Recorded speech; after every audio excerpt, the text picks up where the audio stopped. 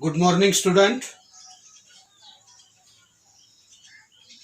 Today now we have studied Science and Technology Part First in 10th class.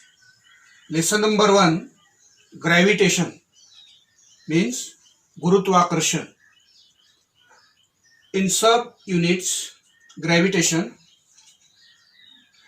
What is mean by gravitation? The concept of the gravitational force and the gravitational force between the earth and the moon. That is called as gravitation.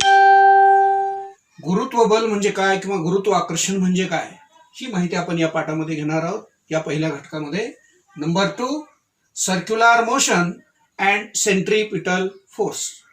Circular motion and centripetal force. Circular motions केंद्रिकीय गती आणि वर्तुळाकार गती आणि केंद्रिकीय बल ह्या दुसऱ्या घटकामध्ये आपण ही माहिती पाहणार आहोत. Number 3, Kepler's law. केपलरच्या नियमाची माहिती आपल्याला घ्यायची आहे आणि केपलरचे 3 जे लॉ आहेत, Kepler first law, second law, third law, ही माहिती आपल्याला या तिसऱ्या सब युनिट्समध्ये घ्यायचं आहे. Number 4, Newton's universal law of gravitation. Means Newton's universal law, वैश्विक सिद्धांत. न्यूटनचा वैश्विक सिद्धांत कशा संबंधीचा? ग्रॅव्हिटेशनच्या, गुरुत्वाकर्षणाचा न्यूटनचा वैश्विक सिद्धांत जो आहे तो सिद्धांत काय आहे आपण या चौथ्या घटकामध्ये त्याची माहिती पाहणार आहोत. Number 5, acceleration due to the gravitational force of earth. Acceleration जे त्वरण आहे, कशाचं? ग्रॅव्हिटेशनल फोर्सचं जे त्वरण आहे ते त्वरण आपण पृथ्वी आणि वस्तू यामध्ये कशा पद्धतीचं असॅलरेशन असेल ते आपण नंबर 5 या सब युनिट्समध्ये पाहणार आहोत. नंबर 6, फ्री फॉल, ज्याला आपण मराठीमध्ये मुक्त पतन म्हणतो. किंवा मुक्त पतन म्हणजे नेमकं काय? की ज्या वस्तूवरती कसल्याही गुरुत्व बलाची प्रक्रिया होत नाही अशी वस्तू जी असते ते मुक्त पतनामध्ये असते. ती डिटेल माहिती आपण पाठामध्ये पुन्हा पाहणार आहोत. And last number, escape velocity, ज्याला आपण मुक्ती वेग असं म्हणतो. इस्केप वेलॉसिटी, काही वस्तूवरती जसं फ्री फॉल असेल तसं मुक्ती वेग सुद्धा असतं. ही माहिती आपण या लेसन मध्ये अधिक माहिती पाहणार आहोत. Lesson number 1, gravitation. An object which moves along a circular path is acted upon by the force which is directly towards the center of the circular path. This process is called the centripetal force. That is the definition of centripetal force. Kepler's law. What is meant by Kepler's law? Now detail studied the Kepler's law. From the ancient time, man is observing position of planets in the sky. Up to 16th century, he was having much more information about position and motion of these planet. काय केलं केपलरने? म्हणजे त्या काळात 16th सेंच्युरीमध्ये या केपलरने planet आणि moon, म्हणजे moon आणि planet यामध्ये विशिष्ट पद्धतीचा गुरुत्व बल असतो असं केपलरने सांगितलं. एवढंच नाही तर German astronomers Johannes Kepler in 1571 to 1630 the studied the motions of planets and he stated 3 laws about the motion of planets. These 3 laws are known as Kepler's law. आणि याच तिन्ही नियमाला केपलरचे 3 नियम असे म्हणले जातात. मग ते पहिला नियम, दुसरा नियम, तिसरा नियम कशा पद्धतीचे आहेत हे केपलरने केपलर्स फर्स्ट लॉ सांगितलेलं आहे. The orbit of planet is elliptical and the sun is at one of the foci of that elliptical orbit. केपलरच्या पहिल्या नियमानुसार, केपलरचा जो पहिला लॉ आहे तो पहिला लॉ काय सांगतो आपल्याला? ग्रहाची कक्षा ही लंबवर्तुळाकार असून सूर्य त्या कक्षेच्या एका नाभीवर असतो. आता इथं दिलेली जी फिगर आहे ती फिगर आपण जर पाहिली तर एका नाभीवर म्हणजे कोणत्या ठिकाणी आहे? त्या नाभीची ठिकाण असं आहे की मध्य ग्रहाची सूर्याभोवती परिभ्रमणाची लंबवर्तुळाकार कक्षा दाखवलेली आहे आणि त्यामध्ये सूर्याची स्थिती यस या अक्षरात आपल्याला दाखवलेली असते. Kepler second law. आता आपण दुसरा नियम बघूया. केपलरचा दुसरा नियम काय सांगतोय? Kepler second law, the line which join the planet with sun the sweeps same area in same time intervals. म्हणजे ग्रहाला सूर्याशी जोडणारी सरळ रेषा ही समान कालावधीत समान क्षेत्रफळ व्यापन करते. याला केपलरचा दुसरा नियम असे म्हणतात. आता वरील आकृतीमध्ये आपण जर पाहिलं तर आपल्या लक्षात येईल की ए बी व सी डी ही ग्रहाने समान कालावधीत पार केलेली अंतरं आहेत. म्हणजे समान कालावधी नंतर ए व सी पासून असलेल्या ग्रहाचे स्थान हे क्रमशः बी व डी ने दाखवलेले आहे.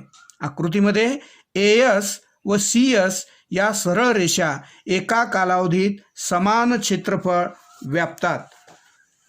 अर्थात ए एस बी व सी एस बी हे क्षेत्रफळ समान आहेत. याला आपण केपलरचा दुसरा नियम म्हणतो. मी पुन्हा एकदा त्याचं एक्सप्लेनेशन करतो, नीट लक्ष द्या. A B and C D are distance covered by the planet in equal time, that is after equal intervals of time. The position of the planet, the starting from A and C are known by B and D respectively. That is the description of Kepler's second law. Now, third law, Kepler's third law, the squares of its periods of revolving around the sun is directly proportional to the cube of the means distance of a planet from the sun. म्हणजेच काय? तिसरा नियम आपल्याला काय सांगतो केपलरचा? सूर्याची परिक्रमा करणाऱ्या ग्रहाच्या आवर्तकालाचा वर्ग हा ग्रहाच्या सूर्यापासूनच्या सरासरी घनाला, म्हणजे जे अंतर आहे सरासरी अंतराच्या घनाला समानुपाती असतो. म्हणजेच ग्रहाचा जो आवर्तकाल आहे हा टी असेल आणि सूर्यापासून त्याचे सरासरी अंतर हे आर असेल. याचा अर्थ काय? Thus if R is the average distance of the planet from the sun and T is the periods of revolving, then T square is directly proportional to R cube, that is T square upon R cube is equal to constant in equation number 1. म्हणजे तो कसा आहे? स्थिरांक आहे. के हा त्याचा स्थिरांक असेल. Kepler obtained these laws the simply from the study of the position of planets obtained by regular observation. He had no explanation as to why the planets obey these law. We will see the below how these laws helped Newton in the formulation of his theory of gravitation. अशा पद्धतीने Newton's first law जसं सांगितलेलं आहे तसं केपलरने न्यूटनच्याही अगोदर 3 नियम जे सांगितलेले आहेत, Kepler first law, Kepler second law and Kepler third law. Newton's law of gravitation. The Newton stated law of gravitational which that describe the nature of gravitational force between any two objects. Newton काय म्हणतो? कोणत्याही 2 पदार्थामध्ये गुरुत्व बल असतं. काय केलं न्यूटनने? Newton ज्या वेळेला या गुरुत्वाकर्षणाचा शोध लावला त्यावेळेला सफरचंद हे झाडावरून लंब दिशेने खाली पडलं. त्याच्या लक्षात आलं की सफरचंद खालीच का पडलं? ते सफरचंद लंबवर्तुळा म्हणजे वरती का गेलं नाही, तिरक्या बाजूने का पडलेलं नाही, मग ते पृथ्वीकडेच का खेचलं गेलं? याचा अर्थ पृथ्वीमध्ये असणारं गुरुत्वबल म्हणजेच त्या सफरचंदामध्येही गुरुत्वबल आहे, परंतु त्याचं वस्तुमान कमी असल्यामुळे ती वस्तू, ज्याचं वस्तुमान कमी आहे ती वस्तू जास्त वस्तुमानाकडे आकर्षली गेली आणि सफरचंद हे पृथ्वीवर पडलं. आणि तेव्हा मग त्यांनी अशी एक संकल्पना मांडली की चंद्र आणि सूर्य यामध्येही गुरुत्वबल असलं पाहिजे, पृथ्वी आणि सूर्य यामध्येही गुरुत्वबल असलं पाहिजे, पृथ्वी आणि चंद्र याहीमध्ये गुरुत्व बल असलं पाहिजे. आणि म्हणून न्यूटन्सनं गुरुत्वाकर्षणाचा लॉ मांडला. काय मांडला त्यांनी? Every object in a universe the attract every other object with a force which is the proportional to the product of their masses and universally proportional to the square of the distance between them. The force act along the line joining the centers of two objects. ज्या ऑब्जेक्टचे दोन centre जे आहेत इथं दाखवलेलं M1 आणि M2 हे दोन object आहेत आणि या दोन ऑब्जेक्टचा जो सेंटर आहे त्या सेंटरवरती त्यामध्ये असणारा डिस्टन्स काही जरी असेल तर F is directly proportional M1 into M2 divided by D square. Therefore vector F is equal to -G M1 into M2 upon D square. म्हणजेच ज्या वेळेला आपण बल काढतो त्यावेळेला ती माहिती आपल्याला मिळते. This is the expression of the gravitational force. The negative signs indicates that the force of gravitation is attractive force. The force act along the line joining two bodies. Two bodies जे आहेत त्या दोन्ही to body एकमेकाला काय करतात? Force attraction करतात. Therefore F is equal to G M1 into M2 upon D square. G is the above the expression is called as gravitational constant. The value of G was found out by Henry Cavendish in 1731 to 1810 by using the sensitive balance. The accepted value of G is 6.67 into 10 raised to minus 11 newtons meter square per kilogram square. The value of G is same for all bodies.